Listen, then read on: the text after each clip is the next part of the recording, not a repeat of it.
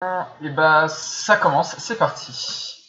Bonjour à tous. Donc aujourd'hui on va parler de l'animé tout récent Radiant, qui pour nous est sorti en fait hier. Donc on a décidé de faire une review sous forme de table ronde où on discuterait un petit peu de ce qu'on trouve qui va, ce qu'on trouve qui ne va pas, notre point de vue vis-à-vis de l'adaptation par rapport au manga et tout ce genre de choses. Pour ceux qui ne nous connaissent pas, nous sommes les admins du groupe Facebook les Radiantiseurs, qui s'est un peu exporté aussi sur Twitter sous le même nom, et qui sont aussi les admins du Discord les Radiantiseurs, donc sur lequel je suis actuellement en train d'enregistrer. Nous avons donc aujourd'hui on a Bintou. Salut. Clémence et Mathilde. Le premier épisode est sorti hier, comme j'ai dit. C'est un épisode. Et moi je pue. Non, j'ai dit tout le monde. Et moi je pue. J'ai dit tout le monde. J'ai dit Mathilde, j'ai dit Clémence, j'ai dit Bintou. J'ai oublié personne. On est bien 4. Mais t'as eu un genre de bâtiment et du coup on n'a pas entendu ce que tu disais en fait. Ah ok. Mais ouais, moi je me suis pas entendue. J'ai dit Clémence, je l'ai peut-être pas dit très fort. My bad, je me suis pas entendue. Donc oui, je disais, l'animé Radiant, qui est un animé que les fans de Radiant attendaient énormément, qui a fait beaucoup de bruit, notamment, je crois que c'était en février, quand l'annonce est sortie, étant donné que c'était une annonce qui n'était pas vraiment officielle à la base. Ah oui, je m'en souviens. Il y a...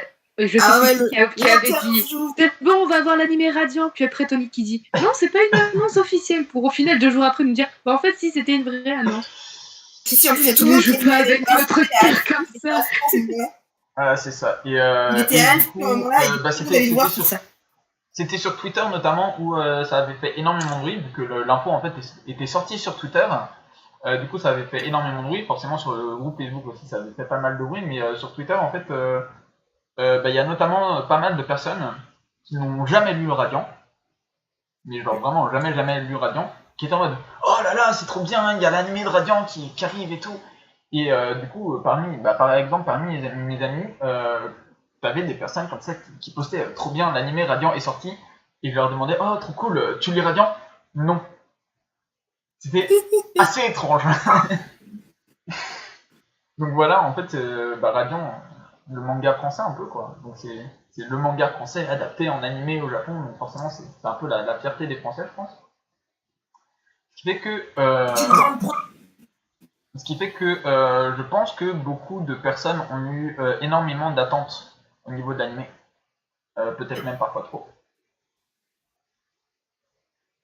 Je pense. C'est pas faux, franchement, vu les réactions, j'ai l'impression que on oublie un peu que c'est une adaptation, que on veut tout de suite en même temps. Nous, je sais pas pour les autres, mais nous on a lu tout le manga pour l'instant à jour, donc c'est vrai qu'on sait à quel point Radiant c'est badass.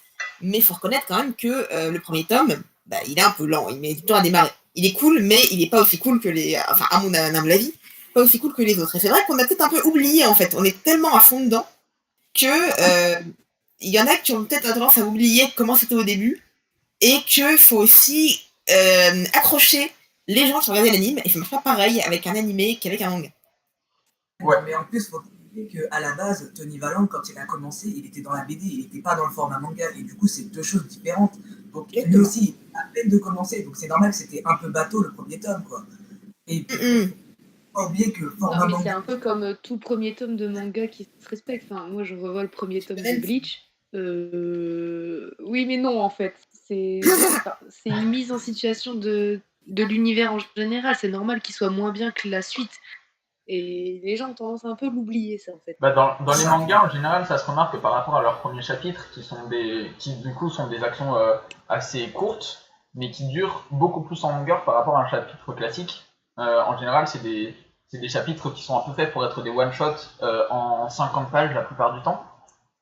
Du coup, c'est un chapitre qui a pas l'air d'être long, mais qui au final, en termes de contenu, est beaucoup plus long, mais qui, quand même, par rapport au manga japonais, est censé durer un épisode. Et je pense que c'est le problème du premier tome, c'est que le premier tome, malgré le fait que ce soit sous un format manga, se rapproche beaucoup plus du format BD, justement, en termes de scénario. Justement parce que c'est un tome dont l'action principale se passe justement en un tome entier. Et c'est long, très long. C'est vrai. Il y avait des... Forcément, le premier tome, c'était carrément un jet, quoi. Puis à tout moment, ça pouvait s'arrêter, Radiant, donc il n'avait pas le choix, finalement. Ouais. Ouais, c'est vrai. Mais ouais, du coup, je pense que ça peut être aussi... En fait, c'est un défaut que je pense qu'ils vont essayer d'effacer dans l'anime. D'où la présence, du coup, de ce nouveau personnage qui est Tommy. Et qu'on ne se rend pas forcément compte, en fait, parce que la lecture du manga se fait différente du visionnage de l'anime. Ce qui fait que autant dans l'anime, du coup, cette apparition de Tommy fait très non naturelle quand on a lu le manga, mais à mon avis, en fait, le rythme, en revanche, paraît lui beaucoup mieux rythmé, en fait, que celui du manga. Après, moi, je me mets à la place de quelqu'un qui n'a vraiment jamais lu le manga et qui n'a jamais vu qui n'a jamais entendu parler de Radiant. Il tombe sur l'anime, et si c'était de la même façon que le tome 1, il n'aurait rien compris. Alors que c'est en animation, et ça ne peut pas être de la même façon, en fait, l'introduction.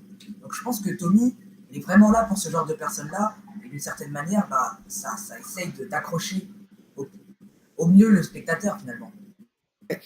Je pensais à un truc d'ailleurs. On a reproché, j'ai vu reprocher, c'est vrai qu'au début je ne comprenais pas pourquoi est-ce qu'ils avaient fait péter l'œuf de Némésis tout de suite avant qu'arrive le Bravely Quartet. Et après réflexion, c'est vrai que je pense qu'ils ont voulu, mettre le spectateur dans l'action immédiatement. Parce qu'on a un épisode pour les accrocher, et si t'as pas le monstre qui pop à la fin de l'épisode, il y a quoi? T'as des clampins habillés bizarrement sur des balais qui débarquent, et voilà quoi, parce que l'épisode il est court. Donc si tu veux réussir à tout mettre, c'est vrai que je pense qu'ils ont peut-être eu un peu un bug au moment de réussir à condenser le début du manga dans un épisode, et ils ont dû faire un choix pour garder l'attention des gens, quoi.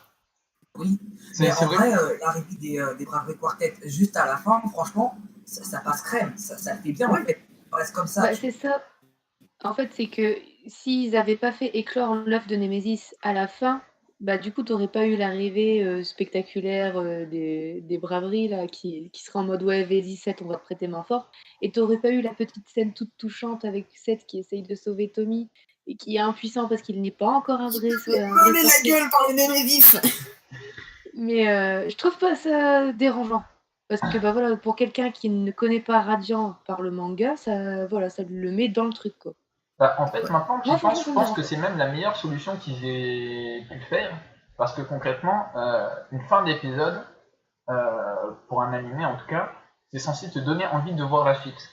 Et justement, si l'œuf n'éclot pas, que le Bravely Quartet est déjà présent, qu'est-ce qui te donne envie de voir la suite? Je veux dire, t'as aucune action, t'as aucun mystère, tu sais juste qu'il va y avoir cet œuf qui va éclore, et tu ne sais même pas ce que c'est, donc tu n'as pas particulièrement envie de voir la suite, étant donné que tu ne sais pas ce que c'est. Alors que là, du coup, tu as des personnages mystérieux qui arrivent, et là, eux, tu as envie de savoir qui c'est. Tu connais un peu le de toute façon, quand tu connais un peu le de toute façon, quand t'as le manga... Vas-y. Parce que quand t'as le manga, c'est vrai que la fin du premier chapitre, ok, l'œuf a pas éclos, mais t'as les Bravely Quartet qui sont là. De toute façon, tu l'as acheté le manga, donc tu vas continuer clairement. Alors que là, oui, il faut que j'allais dire le lecteur, oui, le spectateur, il ait envie de voir la suite. Donc là, t'as 4 clampins qui arrivent, tu sais pas qui c'est, tu sais pas qu'est-ce qu'ils font là, tu sais rien d'eux, donc t'as envie de savoir un peu plus. Même si, nous on sait du coup qui c'est et que c'est pas aussi extraordinaire que ce que ça pourrait paraître, mais c'est bien amené. La même manière que et puis ça donne une... Vas-y. Pardon. S'ils apparaissaient de la même manière que dans le manga, franchement, on allait dire, mais qu'est-ce qu'ils foutent là en fait? Ils servent à quoi finalement? Ouais, là, Ils apparaissent au moment où on a besoin d'eux finalement. Oui, c'est ça, ça donne un peu du drama à la scène, en fait. Genre, tu sens que effectivement ils sont vraiment dans la merde, étant donné qu'il y a des mecs quand même qui se ramènent pour les aider. Donc tu sens qu'il y a un problème. Et ça rajoute aussi au suspense, je trouve. Ouais, je suis d'accord.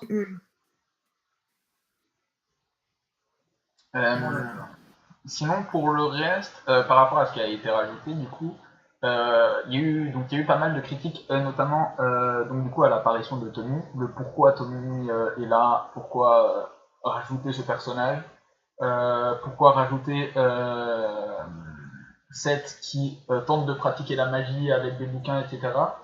Est-ce que vous avez trouvé ça nécessaire ou pas, et dans quelle mesure c'était nécessaire ou pas? Bah, nécessaire peut-être pas, mais c'est pas dérangeant. J'ai pas un souvenir très frais du premier tome, donc je sais plus trop comment ça se passe sans Tommy. Mais du coup, bah, là, ça m'a pas dérangé.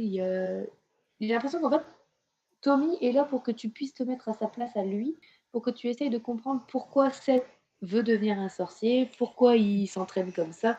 Et du coup, je trouve pas ça si dérangeant que ça. Donc je comprends pas pourquoi cette haine envers ce petit bonhomme, alors que sans apporter un truc primordial et crucial à l'animé, il est pas dérangeant. Et pas con non plus. Comparé à certains personnages gamins d'anime qui sont vraiment débiles, là, Ah ouais, non, il y en a certains, t'as envie de les taper. Lui, il est juste adorable. Et en plus, il essaye de faire comprendre en fait aux autres gens qui sont totalement intolérants envers les sorciers qu'il y en a des gentils, que Seth, il est pas méchant, qu'il veut juste les aider. Et je trouve ça je le trouve génial, ce gosse. Oui, il me dérange pas. C'est sûr qu'en comparaison, on se rappelle tous du fameux Konohamaru qui suivait tout le temps Naruto et qui au final était juste le gamin le plus chiant de tout l'univers. On est d'accord. Non, mais alors là. Mais ouais, du coup. Pour la Tommy, c'est pour l'intro, quoi. Je pense pas qu'on le voit après, quoi. Oui, non, après, une fois que Seth sera parti avec Melly et Enko, là, je pense que c'est bon, on le verra. Ouais, voilà, c'est ça. De toute façon, c'est les Ponpo Hills. Jusqu'au tome 10, pour l'instant, on les a toujours pas revus en soi. Donc, le fait qu'il y ait un changement à ce niveau-là, scénaristiquement, ne gênera pas. Alma, mais sinon. Ouais. Un truc, c'est bon. Pardon. Moi, pour revenir du coup sur Tommy, je trouve qu'il est quand même relativement nécessaire justement pour les personnes qui ne connaissent pas l'univers, parce que comme on disait tout à l'heure, le tome 1, une fois que tu l'as acheté, tu l'as acheté. C'est-à-dire que tu es obligé de le lire du début à la fin, tu vas pas t'arrêter en plein milieu et dire ouais bah vas-y c'est de la merde, je le jette à la poubelle. Non, tu l'as acheté, donc forcément tu vas le lire jusqu'à la fin, donc tu n'auras pas de problème de compréhension de l'univers, et du coup l'explication de l'univers peut littéralement se faire sur la totalité du tome. Alors que là, on n'a qu'un seul épisode de 20 minutes où on doit tout expliquer, donc forcément, ça passe un peu par la phase chiante. Un tel explique à un tel, parce qu'on ne peut pas mettre ça. Il n'y a pas de case forcément dans un animé, et du coup, tu ne peux pas faire une petite case ou une voix de narrateur qui dit alors les sorciers fonctionnent comme ça, le fantasia fonctionne comme ça. Ce qui fait que pour les néophytes, je pense que c'est nécessaire et une bonne façon scénaristique d'amener l'univers. Oui, vas-y. Et Tommy, je tiens vraiment à le protéger dans le sens où moi c'est un personnage qui m'intéresse pas au plus haut point, mais en vrai, il est là et il sert vraiment à quelque chose dans le sens où il est bien entre les deux. Il se fait tirailler par le village qui lui dit ouais, pourquoi t'approches ces sorciers, c'est des méchants, etc. T'es pas censé les approcher, tu vas te faire défoncer par ton père, par ta mère. Et lui, il comprend pas au fait pourquoi il y a cette haine.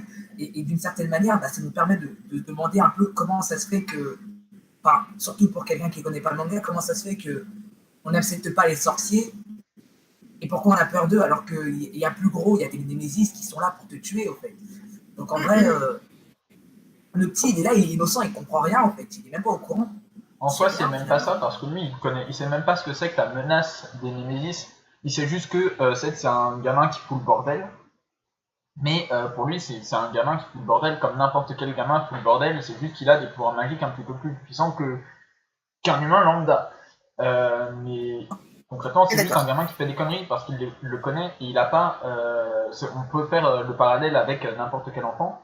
On pourrait faire par exemple le parallèle avec un enfant vis-à-vis de l'homosexualité. Automatiquement, l'enfant ne va pas dire oui, un homme avec un homme c'est mal. Et bah là, pour moi, c'est exactement le même principe, c'est que Tommy est encore trop jeune et n'a pas encore la compréhension de pourquoi un sorcier serait mauvais ou bon. Pour lui, c'est juste un humain.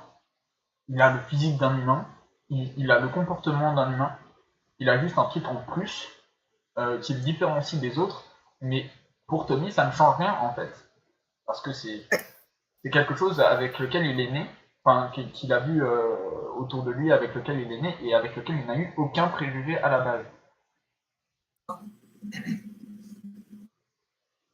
Mais du coup, je pense que c'est ce que Tony il a essayé de faire quand il a voulu intégrer Tommy à l'histoire, c'est vraiment juste le personnage utile pour que toi tu comprennes pourquoi c'est comme ça et pourquoi les gens ils détestent autant les sorciers. Et je pense que c'est surtout à ça l'utilité de Tommy en fait. Donc je comprends pas vraiment pourquoi les gens ils hurlent au scandale parce qu'ils ont osé rajouter un personnage au début de l'animé. Limite, Vous les gens pas qui juger étaient un enfant, complètement des... juste pour intégrer un peu l'univers, pour que vous compreniez, surtout pour ceux qui n'ont jamais lu Radiant, qui n'ont jamais lu un tome de Radiant entre les mains, qui comprennent vraiment cette haine des gens normaux, entre guillemets, envers ceux qui ont eu la malchance de rencontrer un Némésis, quoi. Oh mon Dieu, pardon. Mais limite, si on devait encore critiquer le comportement de certains personnages, etc., je choisirais plutôt les villageois qui, déjà, je sais pas, on est dans un monde où il y a la menace des médifs, ils voient un truc maléfique, ils disent genre, oh, c'est quoi? Je sais pas, fuis peut-être, et qui restent comme des glands à trash talk totalement les sorciers, alors que là, c'est à 20 mètres et ils pensent pas à se barrer. Mais voilà, c'est juste la critique que j'aurais à faire sur les personnages du. En même temps, les Pompo X, ils ont jamais vu de Nemesis, donc en vrai, ça marque bien, ça marche bien, quoi. Ils savent pas ce que c'est. C'est vrai qu'ils se reposent beaucoup sur les sorciers, à mon avis, et du coup, bah voilà quoi. Les Nemesis. Ah, elle est pas là, donc ils sont dans la merde. Du coup, par rapport à ce que tu disais tout à l'heure, Clément. C'est un truc qui m'a toujours fait marrer dans Radiance, c'est les gens qui crachent sur les sorciers en mode ouais, c'est des cons, il faut pas les approcher, machin, ils sont dangereux. Mais alors, dès qu'il y a un Némésis qui a un souci ou quoi, c'est venez nous aider les sorciers, on a besoin de vous, machin et tout. C'est le summum de l'hypocrisie, ça me débecte à chaque fois. C'est un truc qui aurait pu, enfin que j'ai trouvé un peu dommage, et c'est vrai que j'ai dû relever aussi, c'est le fait que Seth ne soit pas, comment dire, soit pas aussi con en fait que dans le manga. Genre dans le manga, il agresse les Vachidermes en pensant que c'est la tête de Némésis, alors que pas du tout. C'est lui qui pète l'œuf. Et du coup, t'as la fameuse scène avec Alma qui lui demande en quoi il est différent d'un Némésis. Mais peut-être qu'on l'aura plus tard. Ça, la tête qu'ils l'ont repoussé parce qu'il n'y avait pas le temps. Et qu'ils vont la foutre quand Alma va rentrer. Ouais, non, mais en plus, attends, t'as vu le nombre de bulles qu'il y a dans le tome 1? Je crois que ça aurait été. Il n'y a que du texte. C'est le mur de texte absolu, cet homme.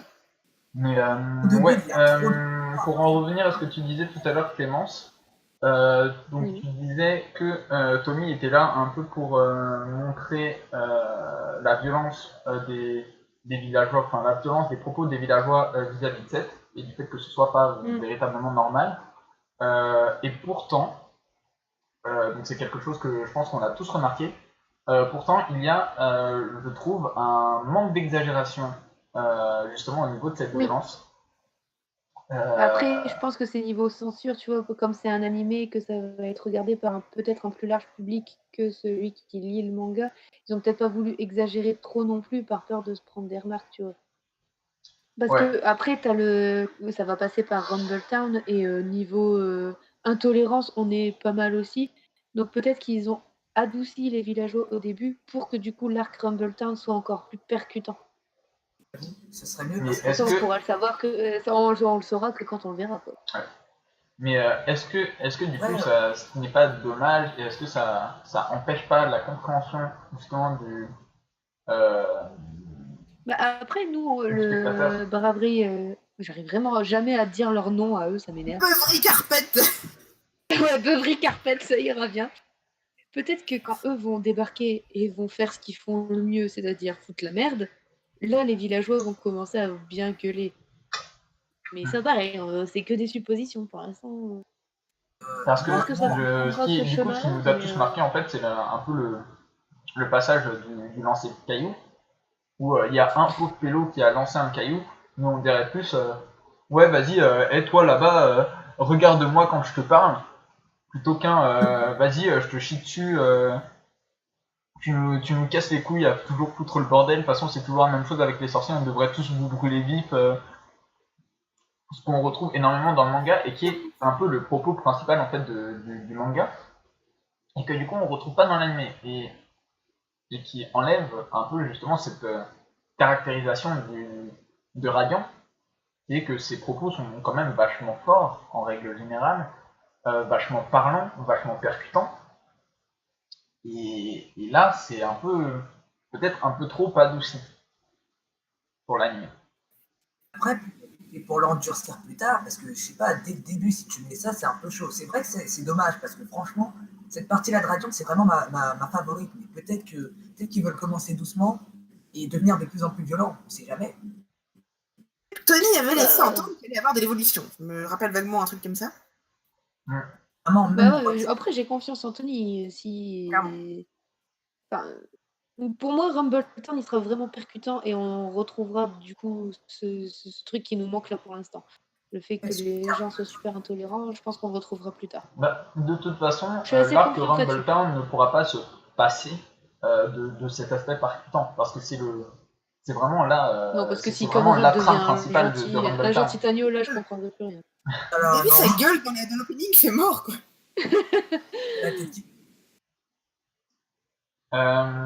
Sinon, on a eu des commentaires, on avait pas mal de commentaires au niveau de l'humour qui était moins présent dans l'anime que dans le manga. Donc notamment on avait la scène du pipi et la scène du cassage de matériaux dans la boutique. Par rapport au running gag. Après, la scène où il casse le matériel de la boutique, franchement, est-ce que c'était indispensable de la remettre? Ça peut être drôle, moi j'aime bien cette scène.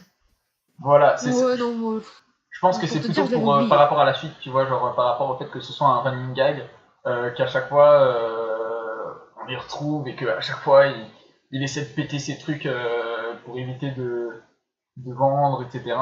Je pense que c'est plus par rapport au running gag où ça peut être embêtant pour la suite et ça fait un peu private joke en fait. Genre la blague que le lecteur du manga comprendra, mais pas forcément le spectateur de l'anime, tu vois. Après, ce qui est chiant, c'est que caser ça en 30 secondes, c'est vraiment. Ça sert à rien, surtout si t'as d'autres choses à mettre, en fait. Ouais. C'est ça, en fait, c'est que le premier épisode, t'as tellement de choses à mettre dedans pour donner envie aux gens de continuer de le regarder que c'est sûr que tu peux pas tout mettre. Donc il faut, à un moment donné, il faut faire un choix et je comprends ce choix de ne pas le mettre parce que moi, de toute façon, ça me saoule. 30 secondes, quand même, c'est beaucoup dans un animé. 30 secondes, c'est pas rien. Les gens, ils pensent que c'est rien. 30 secondes, c'est quelque chose. Hein. Ouais, c'était un peu mon avis aussi. C'est-à-dire que effectivement, on a ce manque. Il y a des scènes qui ont été enlevées où effectivement c'est dommage. On aurait adoré les voir, etc. Mais d'un autre côté, ces scènes sont enlevées à mon avis pour rajouter d'autres choses. Honnêtement, dont elles, on ne peut pas vraiment. Je préfère. Vas-y, termine. Vas-y, c'est bon. Je préfère perdre les 30 secondes du marchand qui fait son running gag et qui a cassé son matos pour pas avoir à le vendre et gagner 30 secondes dans la chambre de Seth parce que ça nous fait découvrir un nouveau décor qu'on n'avait pas forcément dans le manga et ça peut paraître rien du tout, mais moi j'étais contente. Voir l'intérieur de la tour où ils vivent avec Alma, ça m'a fait super plaisir. Je me suis dit, on en voit un peu plus et c'est rien, mais j'étais contente de voir ça. Donc je préfère perdre 30 secondes du running gag à la con et de voir un peu plus de l'univers. Oui, ça nous plonge dans la tête du personnage. Par contre, j'ai pas compris les reproches que j'ai lus en parlant de la chambre de Seth, justement. Le fait qu'il ait sa carte au plafond, manifestement, il y a des gens qui ont trouvé ça pourri. Je sais pas, je vois pas le problème en fait. Il doit avoir une carte. Non, le gars, juste avant de dormir, il voit la carte du monde. Je trouve pas ça perturbant. Peut-être par rapport à l'ignorance de Seth, du fait que s'en rend compte plus tard dans le manga, je crois. Mais il me semble que Seth ne connaît pas véritablement la carte du monde, justement, et qu'il ne sait pas tout à fait Uzus. Enfin, il n'est pas très bon en géographie, quoi. T'es sûr de ça? Je m'en souviens plus. Je crois qu'il avait du mal un petit peu à placer Stipendia. J'ai déjà vu une carte de la France et pourtant je suis nulle à brère en géographie. Hein. Tu me demandes de placer, je sais pas, voilà, Grenoble sur la carte, je suis incapable. Mais ça peut expliquer pourquoi il y a certaines personnes qui sur son plafond qui saura tout retrouver, quoi. C'est vrai. Bah de toute façon c'est 7 non, franchement la carte elle me choque pas. Tu pourrais lui filer une encyclopédie animale et il serait toujours incapable de te citer ce qu'est un cerf. Voilà. La carte elle me paraît vraiment normale parce que Alma elle se déplace dans les airs, donc il faut bien qu'il y ait une carte quelque part, sinon comment elle fait? Puis même sachant que Seth veut venir en quelque sorte comme Alma, un sorcier qui chasse les Némésis, tout ça, si le gars il veut chasser les Némésis et qu'il est incapable de se repérer sur une carte, ça serait ballot quand même. Donc, je pense que c'est dans cette optique-là que la carte a été posée. Ouais, enfin remarque, si le gars veut chasser des Némésis mais qu'il n'est pas capable de manipuler le Fantasia, il est un peu dans la merde aussi, hein, concrètement. Oui, mais ça voilà, c'est Seth quoi. Mais ouais. Il est déjà nul en biologie aussi parce que manifestement il reconnaît pas les différents animaux donc. Voilà. C'est clairement pas le détail le plus gênant qui est dans ce premier épisode. En tant que détail gênant, en revanche, du coup, je crois qu'on en a repéré 2, il me semble. Donc il y avait notamment l'utilisation du Fantasia par Seth. Quand il oui, ça m'a fait bizarre. Ouais. Pourquoi, comment, enfin c'est pas mal. Personnellement, c'est pas mal de questions que je me suis posées parce que on sait, enfin quand on a lu le manga, hein, forcément, on sait que Seth ne peut pas utiliser tout ce qui est gants à plumes. Il ne peut pas accumuler de Fantasia à l'aide de. Quand j'ai vu qu'il commençait à manipuler le Fantasia avec ses gants, j'étais en mode non, juste. C'est ça. Je sais pas faire ça. D'ailleurs, quand on regarde au début du manga, il n'utilise jamais le Fantasia avant que le Némésis ne lui en balance en pleine gueule. Tout ce qu'il fait, c'est donner des coups bruts.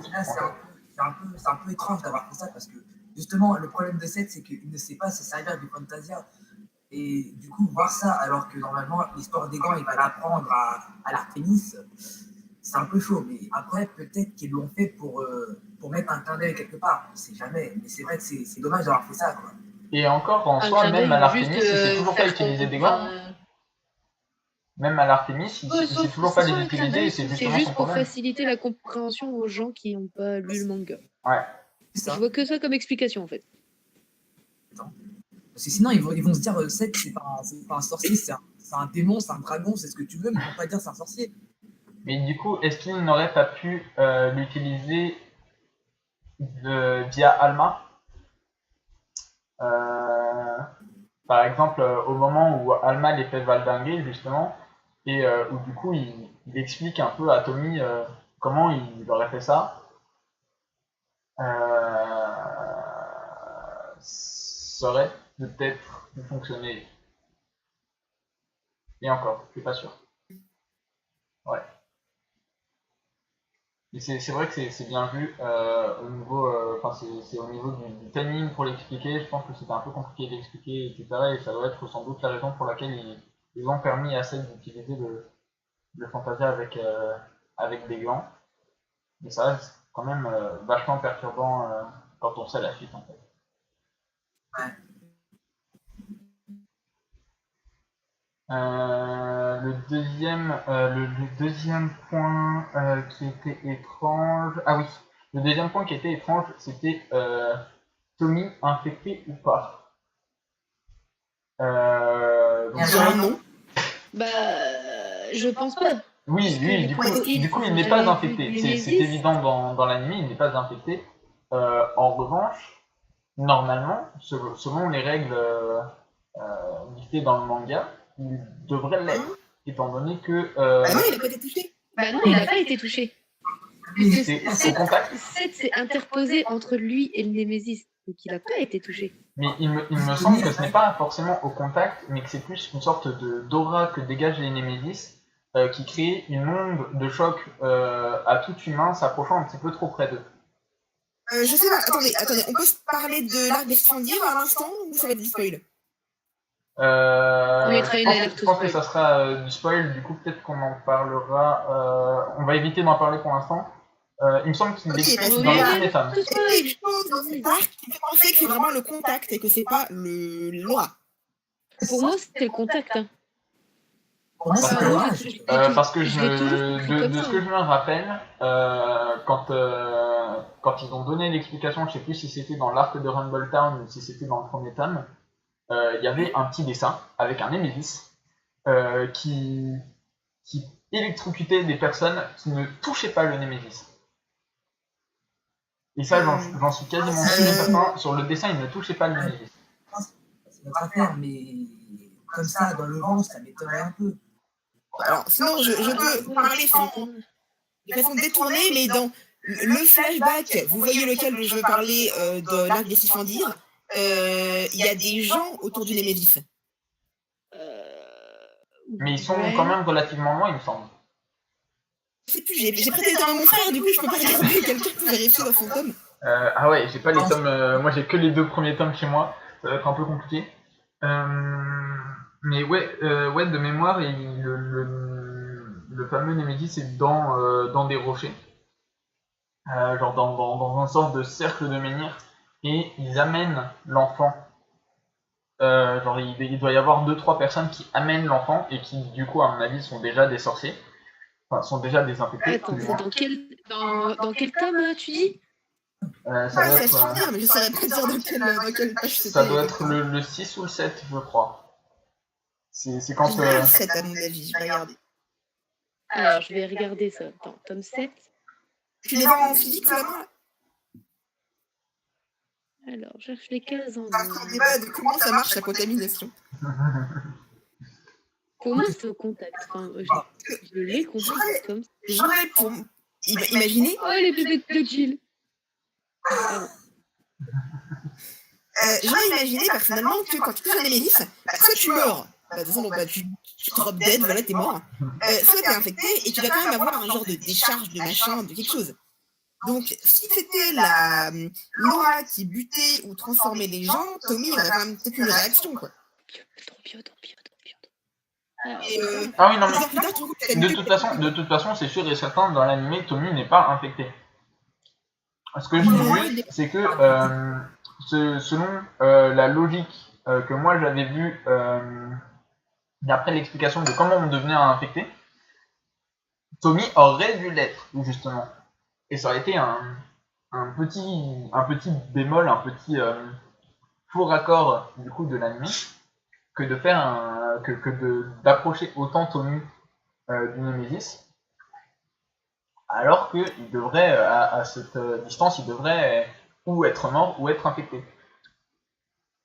Et c'est pas faux. Bah d'ailleurs, quand on regarde, pendant l'arc de Rumble Town, au moment où Mélie se fait poursuivre par un Némésis, enfin par un écho du coup, et que Dragunov décide de l'aider et demande à ses soldats d'attaquer le Némésis, ces soldats ne veulent pas.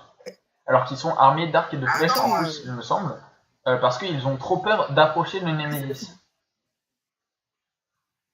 Ils ont peur de mourir, enfin, ils ont peur de se faire tuer, ils ont peur que les Némésis les bouffent. Ils ont peur de se faire tuer, ils ont peur de ne pas être capables de tuer le Némésis. Se faire tuer en soi, je pense que ils ont plus peur de se faire infecter plutôt que de se faire tuer. Parce que je veux dire, c'est des soldats quand même. T'as quand même plus chance de mourir que d'être infecté. Oui, mais c'est des soldats. Je veux dire, c'est des soldats. Concrètement, ils sont en train de se battre contre des sorciers à côté. Donc, forcément, il y a un moment où ils vont être blessés ou alors où ils vont mourir. Et du coup, Dragunov les oblige à se battre contre le Némésis, ou alors c'est lui qui les tue. La qualité du film d'institution moyen, à mon avis, c'est pas ça quand même. C'est sûr. Mais du coup, à mon avis, au vu de leur réaction, c'est qu'ils ont peur d'être frappés justement par, qu'ils ne puissent rien faire en soi. Je veux dire, à partir du moment où ils pourraient faire quelque chose justement face au Némésis, à mon avis, pour eux, il n'y aurait pas de problème, ils iraient attaquer le Némésis. Mais ils ne peuvent pas, même avec des arcs et des flèches. Manifestement. Enfin, selon moi, en tout cas. Bon, bah, je ne retrouve pas le flashback dont tu parles. J'ai regardé du tome 5 au tome 8. Alors, soit je suis passée à côté, soit je suis vraiment conne. Je sais que c'est une des justifications de l'invasion. Donc, ils fait le dit, mais non, on fait plus ça depuis longtemps. Ah, oh putain, j'ai trouvé la page par hasard. C'est la page 94 du tome 7. Tome 7, il est là. Et alors, voyons voir. Nous avons donc un Némésis au milieu d'un cercle avec un gamin qui s'approche, ses parents qui sont genre 3 mètres plus loin, et des gens random. Attendez, je vous scanne la page. Je prends un screenshot de la page. Oh, les bébés de Jill. Ça suffit. Ah, voilà, ça y est, en fait, je suis passée à côté. C'est rapide, en fait. Ouais, c'est une toute petite cave. Ouais, ils sont pas si loin que ça. En fait, t'as le Némésis qui est entouré de dolmens, qui est tout attaché, machin et tout. T'as le gosse qui s'approche avec la main tendue vers le Némésis. Et puis, t'as les parents qui sont juste derrière. Ah, mais oui. Alors, vous voulez que je vous lise en plus ce qu'ils se disent ou pas? J'ai mis un screenshot dans le chat. Parce que je sais plus qui explique, une coutume voulait que chaque famille expose son premier garçon à un Némésis. Donc Mélie qui répond que c'est cruel. Il y a 2 générations à peine passées, l'épreuve était un honneur et les survivants étaient anoblis. Du coup, au final, là, pour le coup, il ça faut n'indique picher, pas allez-y. vraiment, parce qu'on voit personne véritablement autour proche du Némésis, ils sont tous à une sorte de distance de sécurité, mais en même temps, le garçon se rapproche beaucoup et tend la main. Du coup, ce qui semble signifier un peu un contact. Oui. Pas clair, on est d'accord. J'avais raison. Donc là, pour moi, la question reste en suspens. Contact nécessaire ou pas? Ça sera la prochaine question que l'on posera à Tony quand on le verra en convention. C'est exactement ça. Japan Expo 2019, conférence Radiant. Tony, comment ça se passe? Explique. La nouvelle question préférée des Français ne sera plus comment on fait les enfants, ce sera comment on devient infecté. C'est trop ça. Comment on se fait infecter?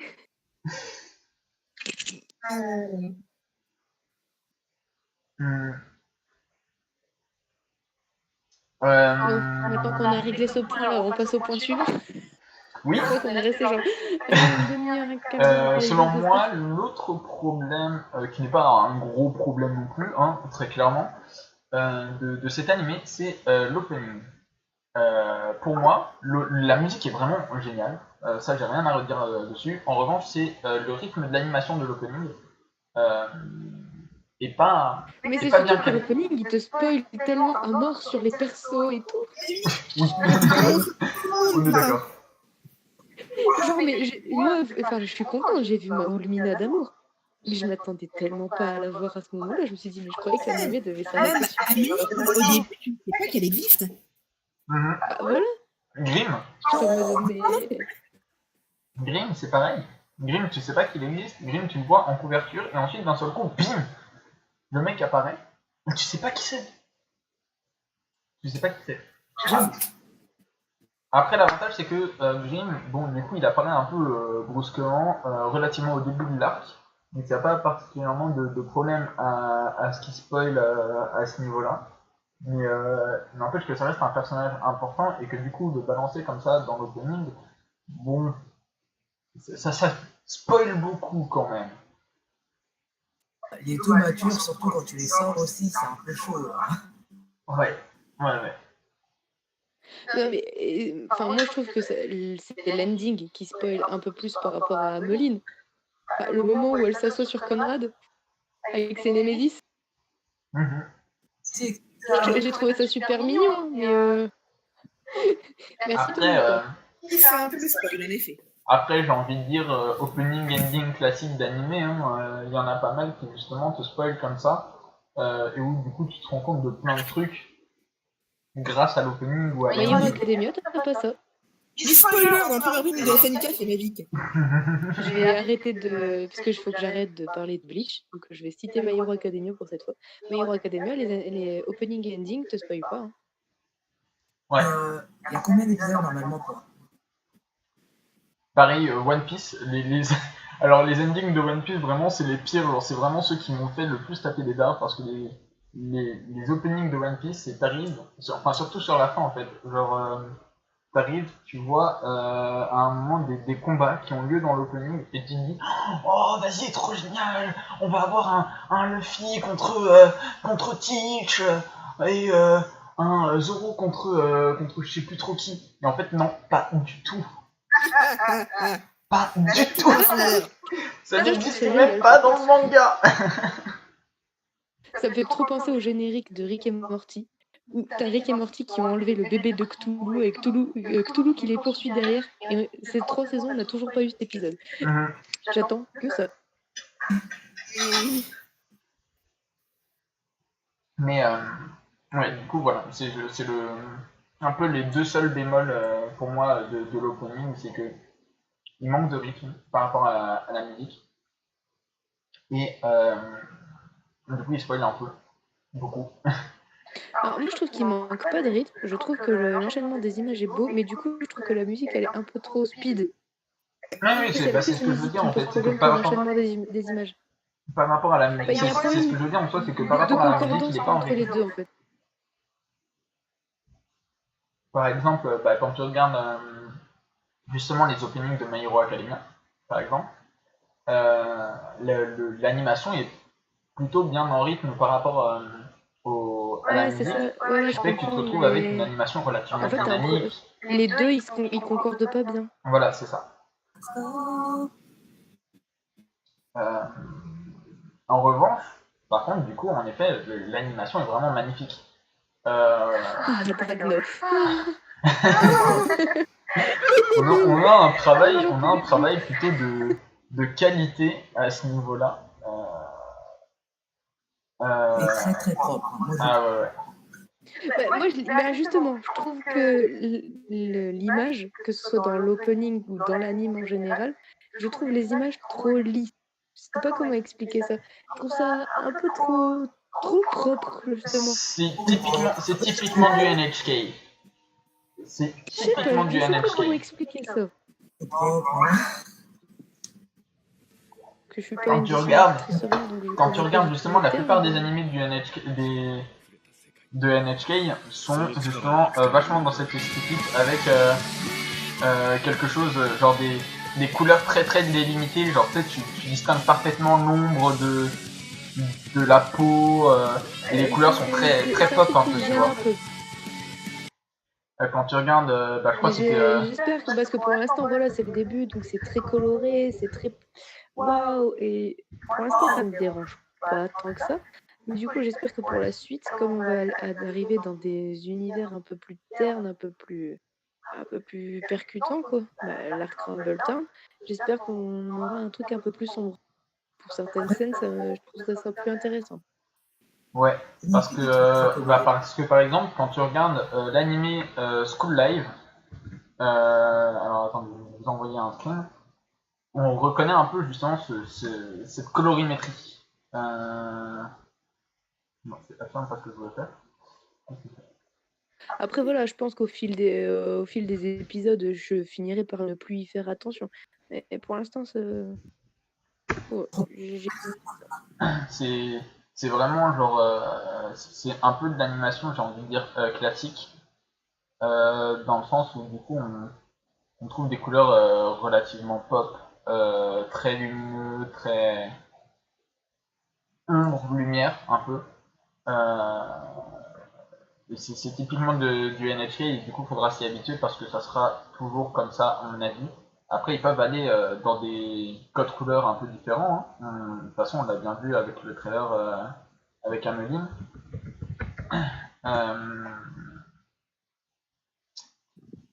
Où du coup, on se retrouve avec un Rumble Town de nuit, un peu plus sombre, un peu plus pollué, je dirais. Enfin, vraiment dans l'ambiance, quoi, dans la bonne ambiance Ameline, en fait. Mais pour l'instant, du coup, on va se retrouver plutôt avec quelque chose de lumineux et au niveau des couleurs, ça risque pas de changer, à mon avis.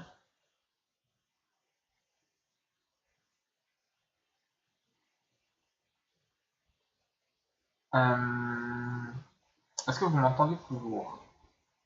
Oui. Ouais, ok. Sinon, au niveau de l'animation, comme prévu, c'est vachement fluide.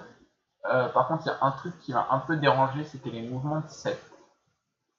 Où j'ai trouvé qu'il y avait certains mouvements qui étaient relativement bizarres, notamment quand il descend de l'arbre au début, je crois. Non, ça va, ça me dérange pas tant que ça. Je trouve que l'animation Ah, est chouette. c'est vraiment un tout petit truc, hein. C'est genre la façon dont il descend est assez super héroïque. Enfin, c'est bizarre, ça fait pas 7 en fait, la façon dont il atterrit. J'aurais plus vu faire une arrivée genre gros bourrin, tu vois, plutôt qu'une arrivée. En fait, on dirait qu'il sort d'un balai un peu. Ouais, bah après, je pense que ce serait beaucoup plus compliqué à animer un tombé à la 7 en mode gros lourdeau qu'un truc assez fluide. Je pense que c'est juste par esthétisme au niveau de l'animation. Je pense que ça doit être ça aussi. Hein. Sans aucun doute. Il intègre l'opéra. J'imagine bien 7 en tutu. Sublime. Oh mon non, non. Mélal me tuerait pour cette image. Il emprunte le truc qu'elle a en dessous de sa robe, Oumina. Le truc qui fait espèce de tutu là. Rêve. Du coup, je crois qu'on a à peu près fait le tour de tout ce qu'on a pu voir dans cet épisode. Globalement, nos pour, nos contre. Je réfléchis, mais moi je pense pas avoir d'autres choses à ajouter. Ah, je pense au flashback, vous savez, sur Alma qui affronte un Némésis. Celui-là, par exemple, il n'était pas dans le manga dans les souvenirs, et je pense que le fait qu'il soit présent sur flashback, ça apporte un truc important quand même. Ouais. Bah, c'est juste pour montrer à quel point Seth il admire Alma en fait. Mais ça, par exemple, il n'était pas dans le top 1, donc ils pourront pas dire ouais, ils ont rajouté un truc, ça a l'air utile, alors que ça paraît super utile en fait. Ouais, voilà, c'est ça. Et en plus, d'ailleurs, du coup, c'est quelque chose qui s'est parfaitement bien intégré parce que concrètement, ça a l'air en fait d'être dans le manga. Je veux dire, moi, quand j'ai vu la scène, j'ai douté du fait qu'elle n'y était pas dans le manga. Et en fait, ça explique aussi énormément pourquoi Seth a énormément envie de devenir sorcier alors que tout le monde persécute les sorciers. Je veux dire, qui aurait envie de devenir quelqu'un qui aurait envie de venir aider des personnes qui persécutent, surtout depuis ton enfance. Clairement, en général, dans ce genre de cas, tu tournes mal, style Bravery Quartet ou justement plus tard Ameline. Et je sais pas, pour moi, c'était vraiment la bonne idée de l'épisode qui s'intégrait parfaitement bien et qui expliquait énormément de choses. Il faut comprendre aussi pourquoi elle est avec Alma, parce que je me rappelle, c'est pas sa mère, c'est sa tutrice. Sur le coup, on sait pas trop d'où elle sort, donc d'une certaine manière, on voit qu'il est là avec elle depuis son enfance finalement. Ouais. Après, je trouve pas que ça explique particulièrement de choses de pourquoi il est avec elle. tête, donc faut Ça pas... explique pas vraiment pourquoi il est avec elle, hein, Mais, parce que on voit juste que Alma elle défend sa ouais, voilà, c'est ça. Ça nous donne juste l'attachement en fait qu'il a envers Alma, surtout, et l'admiration qu'il a envers ça elle. explique pas pourquoi c'est elle qui a récupéré sa garde, ça explique pas pourquoi lui il est là avec elle. En soi, explique juste concrètement, on sait qu'il rien existe. d'eux. Même actuellement, dans le manga, on sait rien de leur véritable relation, et eux-mêmes ne savent pas grand-chose de leur véritable relation. Parce qu'Alma, en plus, elle oublie tout. D'ailleurs, ils n'ont pas... Bon, c'est pas encore important de le signaler, mais ils n'ont pas encore fait savoir qu'elle a perdu la mémoire plus d'une fois, en fait. Non, par contre, ils ont commencé à l'amorcer via ses mots de tête. Il y a un moment où elle a un mot de tête. J'avais oublié ce détail, tiens. Ouais. Il y a un moment où elle a un mal de tête et où on le montre un peu rapidement. Mais où, du coup, Non, mais même dans le manga, j'avais complètement zappé ce détail que Alma avait des pertes de mémoire. Alma qui tuait Dory. Il me semble pas qu'Alma ait des pertes de mémoire. Elle a perdu la mémoire par rapport à l'infection de sel. Ah, d'accord. Kyodon ne serait-il pas derrière tout ça? Telle est la confession. On Mais va essayer de faire quelque chose à cette. Directement, Alma est tombée dans les vagues. il pense que c'est par rapport à l'infection de parce sel. que manifestement, Seth est depuis avec Alma depuis qu'il est petit. Donc Kyodon, il était jeune à l'époque. Sans doute, mais Kyodon doit être vachement Genre plus qu'il vieux est que très bonne Seth. crème de jour et qui cache bien son rythme. En fait, il vous l'a pas dit, mais Kyodon, il a trouvé Jouvence pour ça. Et en Ouais, fait, ça- Jouvence, c'est le son de frère. Ça expliquerait pourquoi il l'échappe. Par contre, on va peut-être essayer de se Théorie calmer un petit peu totalement sur les absurde. spoils, parce que c'est quand même de gros spoils là qu'on balance. Mais bon, on mettra une alerte spoil. Hein. C'est ça. Du coup, donc ouais, voilà. Si vous n'êtes pas à jour dans les tomes de Radiant, ne regardez pas, ne nous écoutez pas. Du coup, ouais, voilà, je trouve qu'ils ont balancé quand même malgré tout pas mal de petits détails qui font un peu tout l'épisode en fait en soi, et qui permettront par la suite le bon déroulement et la bonne compréhension de l'anime, tout en faisant ça de façon naturelle. C'est-à-dire que ça ne fera pas forcer en mode regardez, on vous l'avait pas dit, mais il y a ça aussi. Et rajouter à chaque fois une surcouche. Un peu comme ce que fait One Piece, justement. Où, Mais ça fait mal à la tête, c'est beau, One Piece, il y en a. Ils peuvent s'arrêter un peu. mais ouais, du coup, c'est un peu le même principe, et de souvenir quelque chose que Tony adore, où justement il montre un truc sans préciser exactement ce que c'est, ensuite l'expliquer, et qu'enfin on comprenne ce que c'était. Et il faut que ça. Oui, mais moi je pense qu'il est. Je trouve que ça amène beaucoup Et plus le de jour où naturel. la révélation elle est faite, tu feras ah mais c'était de ça alors qu'il parlait dans tel épisode et tout. C'est ça. Oui, c'est clair. Oui. En vrai, c'est super de laisser des petits indices comme ça parce qu'en vrai, Alma au départ, elle n'avait pas de mot de tête. Hein. Dans le premier tome, je crois pas qu'elle en avait. Donc déjà qu'elle en ait un, ça nous fait un petit ah, il y a un truc qui va pas avec elle, mais quoi? Donc, quand on va enfin arriver sur le vif, on va dire ah, c'est vrai qu'elle a eu mal à la tête la dernière fois. C'est ça. Voilà. Du coup, globalement, l'épisode pour ou contre. Court carrément. Ouais. C'est un bon premier épisode quoi. Il est pas ouf. C'est pas l'épisode qu'on retiendra tous, mais il est bien pour commencer quoi. Comme le tome 1, Faudra pas juger l'anime trop vite de toute façon. Tant qu'on n'aura pas vu au moins une dizaine d'épisodes, je pense qu'on pourra pas dire si l'anime dans son ensemble est bien ou pas. Moi je vois j'ai Reborn, je crois que j'ai dû patienter au moins 25 épisodes avant de me dire ouais j'adore parce que je me rappelle, pour moi c'était une catastrophe. J'ai passé des épisodes tellement ça m'a saoulé. Hein. Non, mais mais moi, c'est parce que j'ai ma meilleure amie qui m'a dit: «Non, mais si, tu vas voir, après le 25e épisode, ça va être bien et tout». Tu vois? Enfin, faut y arriver, quoi, jusqu'au 25e épisode. Elle m'a dit: «Non, mais si, après tu verras, ça vaut le coup et tout». Donc j'ai non. tenu et effectivement, c'est devenu un de mes coups de cœur, mais voilà, quoi, il a fallu survivre les 25 épisodes, hein. Et au bout d'un moment, j'ai vraiment cru que j'allais lâcher l'affaire. Mais j'ai tenu bon et après, c'est devenu un de mes coups de cœur. Donc je pense que Radiant, faudra être patient aussi. Attendre peut-être une petite dizaine De toute d'épisodes façon, avant de c'est se dire: «Ouais, ça». très parallèle au final au tome 1, où le tome 1 justement a rebuté pas mal de personnes quand ils l'ont lu, parce qu'il était trop lent et pas assez entraînant. Mais je crois que moi, mon tome de Radiant préféré, bah, le 10 évidemment est totalement génial parce que page 28, mais je crois que sinon, le tome 3, 3 ou 4, Non, je sais mais plus. Merde. le tome 1 est vraiment pas ouf. Le tome où t'as le super regard entre Mélie et Dragunov au moment où il va tirer sur le Némésis. Le fun girl. Je sais plus si c'est le tome 3 ou le tome 4. Je dirais le 4, Bon, mais bref. je sais pas. C'est le Ouais, 4. ça doit être quelque chose comme ça. Bon, voilà. Ah, moi je pense que Donc, sans le tome hésiter, 1, le tome 9, j'ai vraiment le tome 9 zappé. était vraiment magnifique.